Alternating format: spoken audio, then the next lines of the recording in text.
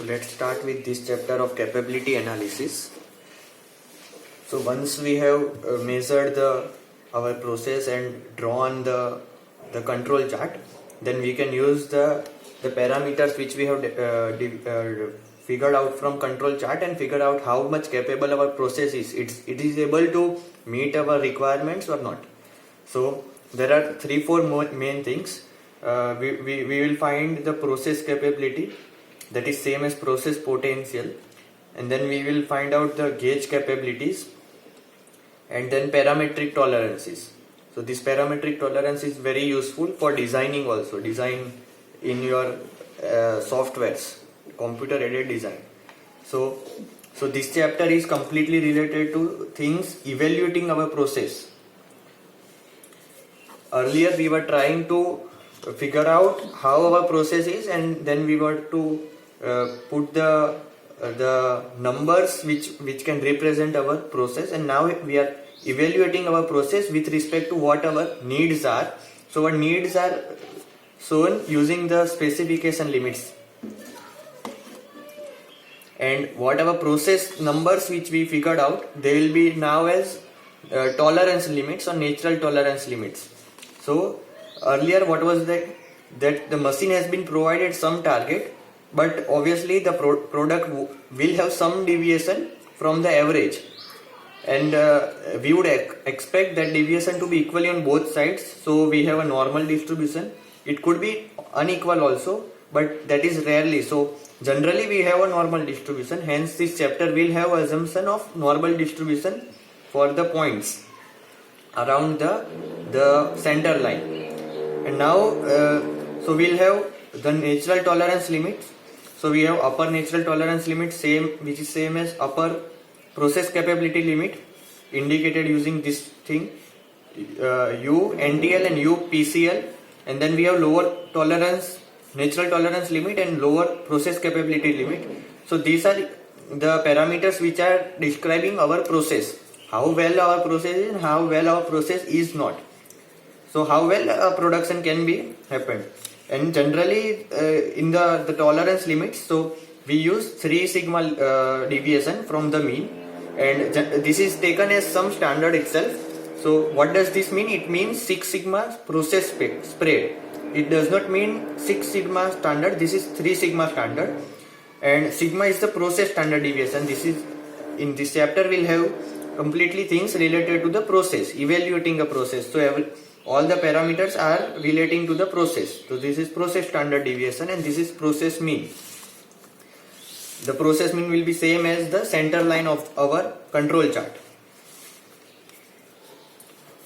So upper natural tolerance limit or upper process capability limit will be mu plus 3 sigma.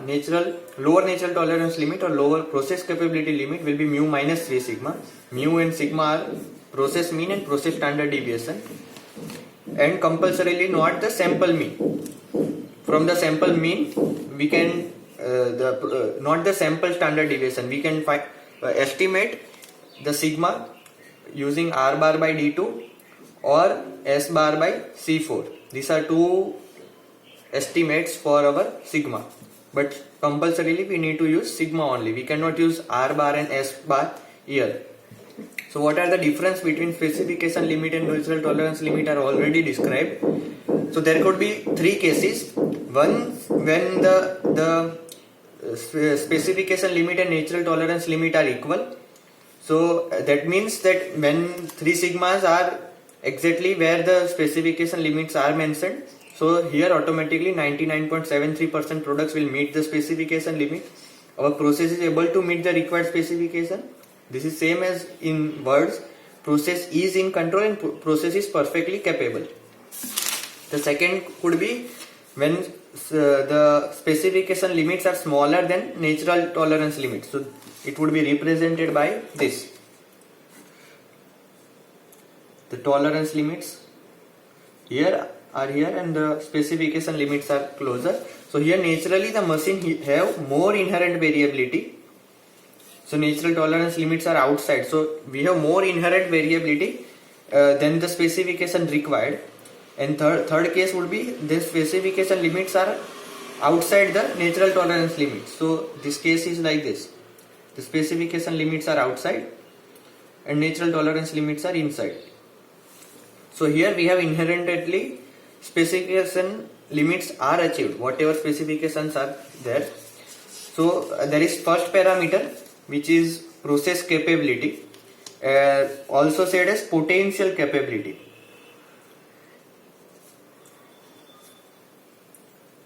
This is not the actual capability, this represents the potential capability, which is USL minus LSL by 6 sigma. USL and LSL are upper specification limit, lower specification limit, and here if the sigma is not specified, we can estimate sigma using this formula.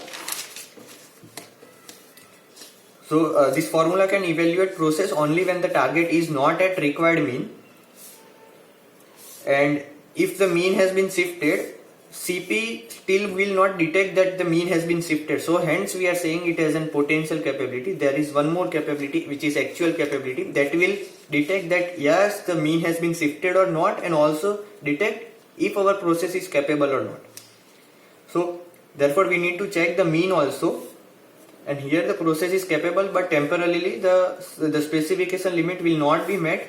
So in this case, something like if this happens, that here are the specification and my process spread is here, still the process is capable, capability ratio will be something around 2, and these are upper specification limit, lower specification limit. But if this thing is like this also, lower specification limit, upper specification limit, and my spread has come around this, still the capability ratio is 2, and even if we are manufacturing outside the specification limit, here still the capability ratio will be 2. So it is just showing the potential of our process and not the actual what we are manufacturing. So this shift from the mean, so this should be the target, here should be the target, but our target has locally shifted for some time to this point. So this detection of the shift in target will be taken place, will be measured using another variable. So that variable is called as one-sided process capability limits, and this will check the shift in process mean. So the upper capability limit is given by this. So USL minus mu upon 3 sigma. So here USL minus mu by 3 sigma. Here USL minus mu, so it will be 0 here, and here USL minus mu, so this will be negative capability here. So now it will represent a more correct number. And similarly, lower capability limit will be mu minus LSL by 3 sigma. And then we can have one parameter, which is CPK, which is the minimum of these two values which we evaluated. And if the target and process mean were aligned, as in this case, then CPU is equal to CPL is equal to CP is equal to CPK also, right? Okay. And otherwise CP is CPU plus CPL by 2. So this is a point of check. We can check if our calculations are correct or not.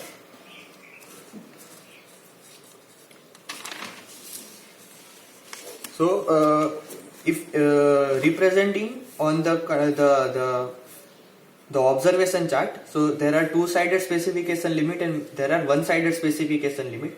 So in two-sided, on both sides of our center line, there are some areas where we are outside the specification limit. So going more than upper specification limit or going lesser than lower specification limit will turn into bad quality. And in one-sided specifications, there is only one specification limit, and maybe upper more than that or lower than that, only one side will be failing. Here this formula can be used when sample data is provided. And so if the sample data has not been provided, then we find the confidence interval rather. So confidence interval can be figured out using this formula. We'll come to it later. And there is one more capability index, that is Taguchi's capability index. It has been defined like this: USL minus LSL upon 6 tau. So this will take the the targeted mean. So even if we are working at some other mean, but if our target is here, so it will say how at this target what will be the capability index. So here T is representing the target, X is the original mean. So doing some manipulations, we can get the relation of tau square is equal to sigma square plus mu minus T. So T is the target, mu is the original mean at which you are working, and sigma is the process standard deviation. So the tau, which will be square root of tau square, can be put here and we can find CPM. And there can be some more manipulations. If we represent delta is equal to mu minus tau by sigma, then our CPM will be Cp by 1 plus tau square square rooted. So this is second representation of CPM. Similarly, here we did upper and lower cases. Here also we can similarly do upper and lower cases by changing USL minus mu and mu minus LSL, and here CPL and CPU directly. So coming to the confidence interval for CP.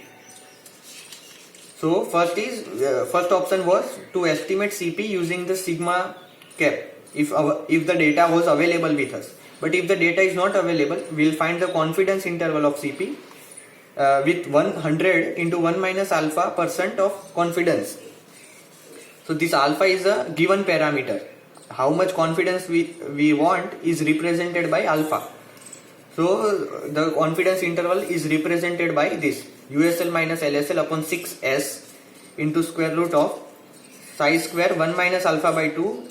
Degree of freedom will be n minus 1 divided by n minus 1, and the upper limit will be USL minus LSL upon 6S.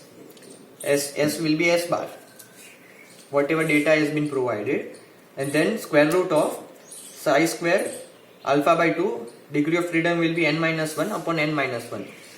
So the psi square distribution can be something like this, and then we want the upper area.